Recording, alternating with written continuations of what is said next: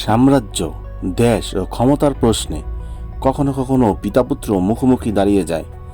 ইতিহাসের পাতা থেকে আজ আপনাদের এরকমই একটি ঘটনা জানাবো। সময়টা তখন 1287 খ্রিস্টাব্দ। দিল্লির সুলতান গিয়াসউদ্দিন বলবন মৃত্যুবরণ করেছেন। মৃত্যুর পূর্বে তার মনোনীত নাতি কায় খুসরুকে সিংহাসনের জন্য মনোনীত করে যান। কিন্তু দিল্লি সালতানাতের ক্ষমতাশালী ব্যক্তিরা এবং আমিররা তারই আরেক নাতি কায়কোবাদকে সিংহাসনে আরোহণ করান। শাহজাদা কায়কোবাদ মাত্র 18 বছর বয়সে সিংহাসনে আরোহণ করেন।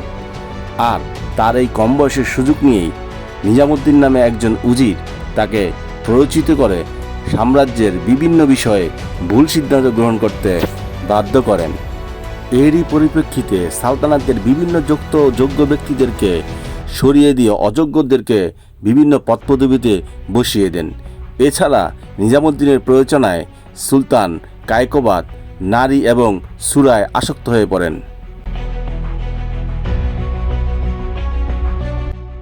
অন্যদিকে কায়কোবাদের পিতা বাংলার সুলতান নাসিরউদ্দিন বুগরা খানের কাছে এই তথ্য চলে যায়।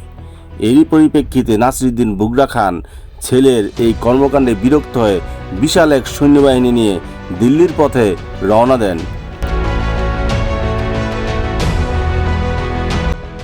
এই খবর দিল্লির সুলতান কায়কোবাদের নিকট পৌঁছালে কায়কোবাদ নিজামুদ্দিনের পরামর্শে তার পিতার বিরুদ্ধে নিজেও সৈন্য নিয়ে রওনা হন।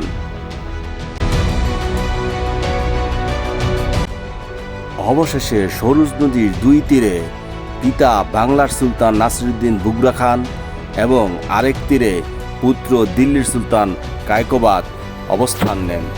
প্রাথমিক পর্যায়ে দূত মারফত তাদের মধ্যে আলোচনা চলতে থাকে। এরই পরিপ্রেক্ষিতে নিজামুদ্দিন একটি প্রস্তাব পাঠায় বাংলার সুলতান নাসিরউদ্দিন বুগরা খানের কাছে যে দিল্লির সুলতানের সম্মান রক্ষার্থে পিতা হলেও তাকে দিল্লি সুলতানের সামনে কুর্নিশ করতে হবে।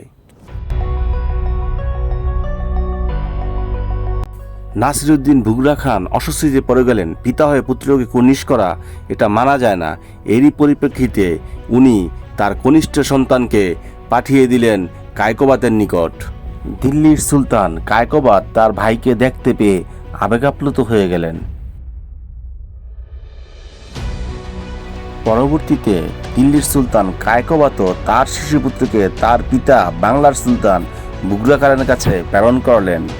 বুগরা খান নাতিকে দেখতে পেয়ে কোলে তুলে নিলেন এবং চুমোয় চুমোয় ভরিয়ে দিলেন আর নিজেও আবেগাপ্লুত হয়ে পড়লেন। দিল্লির উজিরের শর্ত মোতাবেক কুর্নিশ করে হলেও নাসিরউদ্দিন বুগরা খান তার সন্তান কায়কোবাদকে দেখার জন্য শর্তে রাজি হয়ে গেলেন। পিতা যখন তাঁবুতে প্রবেশ করে তখন দিল্লির সুলতান পুত্র কায়কোবাদ দ্রুত সিংহাসন থেকে নেমে এসে পিতাকে জড়িয়ে ধরলেন এবং তাঁবুর ভিতরে এক আনন্দঘন পরিবেশের সৃষ্টি হলো। পৃথিবীর পদপদবী বা সুলতান এই সব কিছুই পিতার কাছে অম্লান হয়ে গেল এবং পিতার যে যোগ্য সম্মান সেটা প্রমাণিত হলো। পিতা পুত্রের যুদ্ধযাত্রা অবশেষে মিলন মেলায় পরিণত হলো। পিতা সন্তানকে আবেগে জড়িয়ে ধরলেন, পুত্র ও পিতাকে যথাযোগ্য সম্মান দিলেন। এভাবেই প্রমাণ হয়ে গেল ক্ষমতার চেয়েও পিতা পুত্রের যে ভালোবাসা সেটা অনেক বড় এবং ইতিহাসে এই ঘটনাটি স্মরণাক্ষরে লেখা থাকে। এরকম ঐতিহাসিক ভিডিও পেতে আমাদের চ্যানেলটিকে সাবস্ক্রাইব করে সঙ্গেই থাকুন।